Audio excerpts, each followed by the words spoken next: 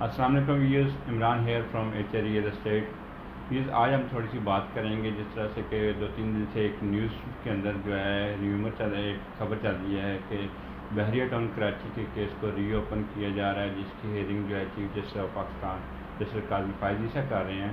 اس بارے میں ہمارے بہت سے کسٹمرز جو ہیں کہ وہ کافی پریشان ہیں کہ کیا یہ کوئی معاملہ دوبارہ کھل جائے گا، جس طرح سے کہ پہلے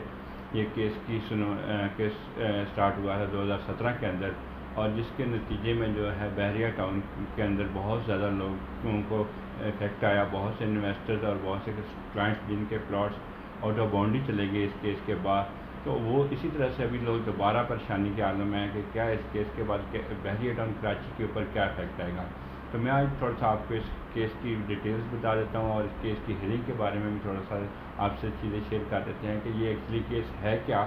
اور یہ کس بیس پہ اس کیس کی جو ہے ہیئرنگ رکھی گئی ہے۔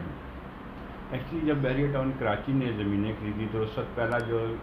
جب یہ کیس 2017 میں اوپن ہوا، اس میں یہ ایک جو ہے بحریہ ٹاؤن کے اوپر الزام لگایا گیا کہ بحریہ ٹاؤن نے سندھ گورنمنٹ کے ساتھ کچھ زمینوں کو ایکسچینج کی اور کچھ زمینیں بہت زیادہ لوسٹ ریٹ پہ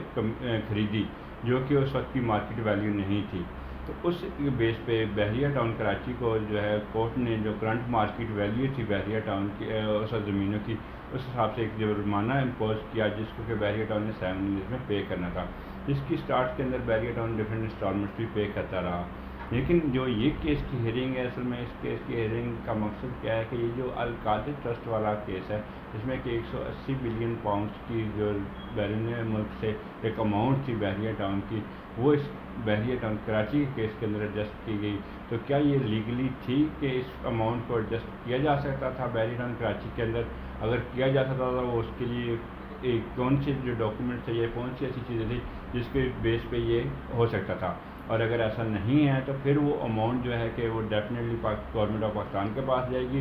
اور یہ اماؤنٹ کی جو انسٹالمنٹس بحریہ نے نہیں پے کی اور اس کو اس کے اندر ایڈجسٹ کروایا تو یہ بحریہ کو ری پے کرنا پڑے گا۔ تو ایسا کوئی ایشو نہیں ہے کہ اس کے بیس پہ کوئی بحریہ ٹاؤن کراچی کو افیکٹ آئے گا یا بحریہ ٹاؤن کراچی کے اندر جو سیل پرچیز ہے وہ رک جائے گی، بلکہ یہ جسٹ اس اماؤنٹ کے بارے میں کیس ہے کہ وہ اماؤنٹ لیگلی بحریہ ٹاؤن کے کراچی کے اگینسٹ ہو سکتی تھی یا نہیں ہو سکتی تھی،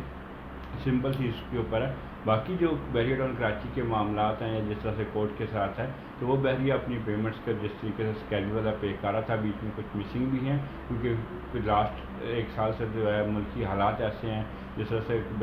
اوور آل ملک کے اندر ریسیشن ہے، جس طرح سے بحریہ کے اندر بھی تھوڑی سی پوزیشن اس طرح سے جس طرح سے شاید بحریہ نے انسٹالمنٹس نہیں پے کی، تو ایسا کوئی ایشو نہیں ہے کہ اس بیس پہ کوئی بحریہ ٹاؤن کراچی کے پروجیکٹ پہ افیکٹ آئے گا۔ یہ پروجیکٹ اس طرح سے چلتا رہے گا اور یہاں پہ سیل پرچیز اس طرح سے چلتی رہے گی۔ بحریہ ٹاؤن سے ریلیٹڈ کسی بھی قسم کی خبر کے لیے آپ ہمارے نمبر پہ ہم سے رابطہ کر سکتے ہیں اور ہمارے چینل کو لائک کر سکتے ہیں اور اس کو آگے شیئر کر دیجیے گا تاکہ مزید معلومات آپ کے ڈفرینٹ جو ہے ہم آپ کے ساتھ شیئر کرتے رہیں۔